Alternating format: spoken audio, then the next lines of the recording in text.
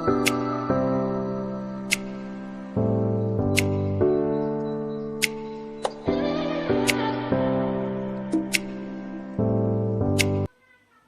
my name is Fhrezcille de la CRUZ, a BSN2 nursing student. For today's video, I will be performing the antenatal abdominal examination, the Leopold's maneuvers, and the auscultation of fetal heart. This will be to provide information about the position and presentation of the baby. And to determine the fundal height of the baby. The equipment will be needed is one draw sheet, one stethoscope or a pinard stethoscope, a hand sanitizer, and a measuring tape. The first step will be to check the order of procedure and the nursing care plan.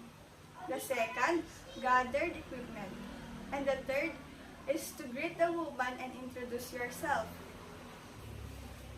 Hi ma'am, my name is Fhrezcille de la CRUZ. I will be your nurse for today. May I know your name and birth date, ma'am? I am Aivhan. My birthday is August 20. Okay. So the fourth step will be to explain the procedure to the mother. Ma'am, we will be having examination about your baby, about the position and the height of your baby.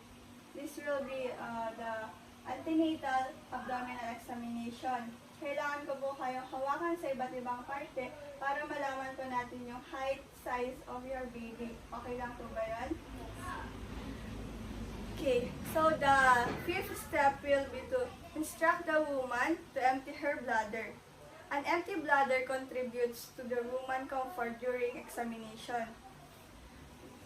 Ma'am, would you like to empty your bladder first before we proceed? Okay. And the sixth step will be draw curtains around the bed to provide privacy. And the seventh step will be to perform hand hygiene before proceeding the examination.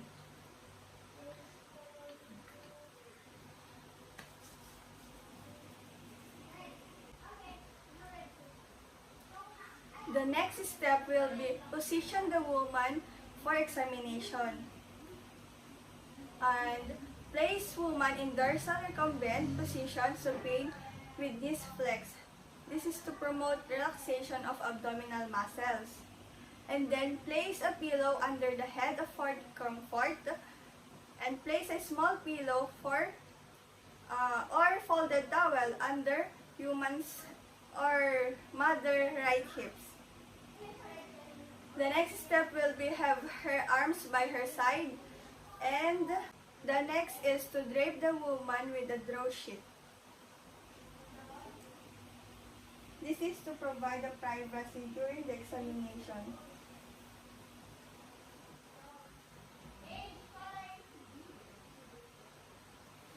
And then next is to expose her abdomen below her breast to the symphysis pubis. This is to enables visualization of the abdomen. And the next is to inspect her abdomen if there is scars or skin condition.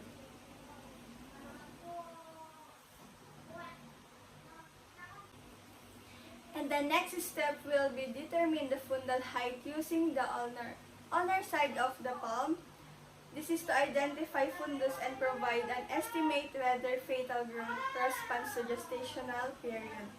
Again, use your both ulnar side of the palm of yours to determine the fundal height of the baby.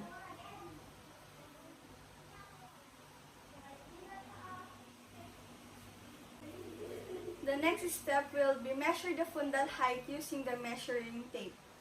Place zero line of the tape measure on the superior border for the symphysis pubis, and then stretch the tape across the contour of the abdomen to the top of the fundus along the midline.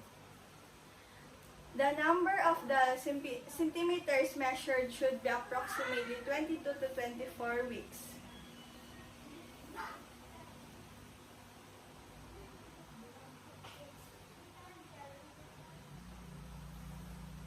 The The next procedure will be performing Leopold's maneuver. Leopold's maneuver contains 4 maneuvers. This is to preferable perform after 24 weeks gestation when fetal outline can be already palpated. The first step, instruct the woman to relax her abdomen muscles by bending her knees slightly and do relaxation breathing. This is to reduce stretching and tension of abdominal muscle during procedure. Ma'am, so I need you to relax your abdomen or abdominal muscles and do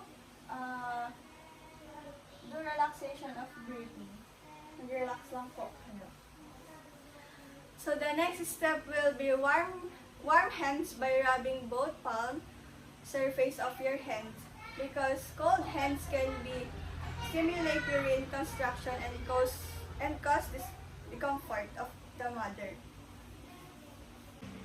Rub your both palmar surface of your hand and rest your hand on the woman's abdomen, likely while reinforced explanation given earlier. So rub your both palm and gently rest your hand to the woman's abdomen.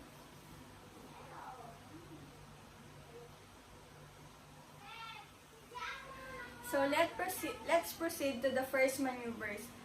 First maneuvers this will be to determine fetal part lying in the fundus and presentation. This is to determine the size and the shape of the baby. So again, use your both hand or palm to gentle palpate the fundus area of the mother.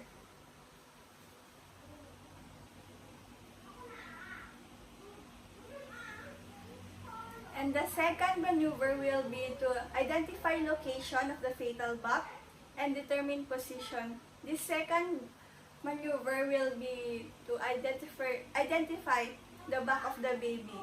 So again, use your both hand or palm to palpate the side of the mother, the side of the tummy of the mother.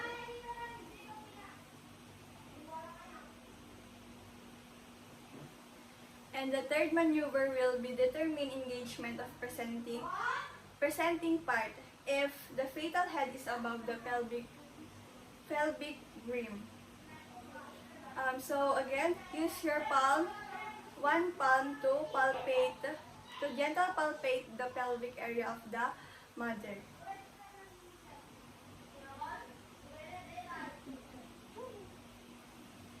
And the fourth maneuver will be to determine the degree of flexion of fetal head and the attitude. If the fetus is breech presentation, again use your both hand and gently palpate the lower abdomen of the mother.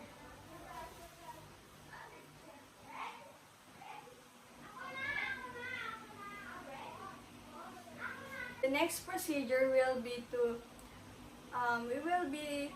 determine the fetal auscultation using stethoscope. So the first step will be place the stethoscope over the convex portion of the fetus closest to the anterior urine wall.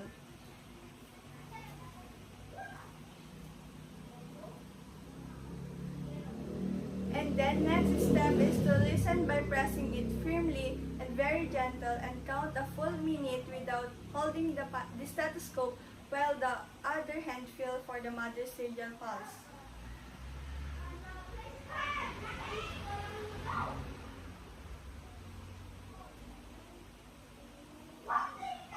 The next step is to inform the mother for the findings. Ma'am, so the overall of our examination, the size, the shape, and the position of the baby is normal. This is to inform you that the baby is in the normal situation now. So the next step will be the tidy the woman's unit.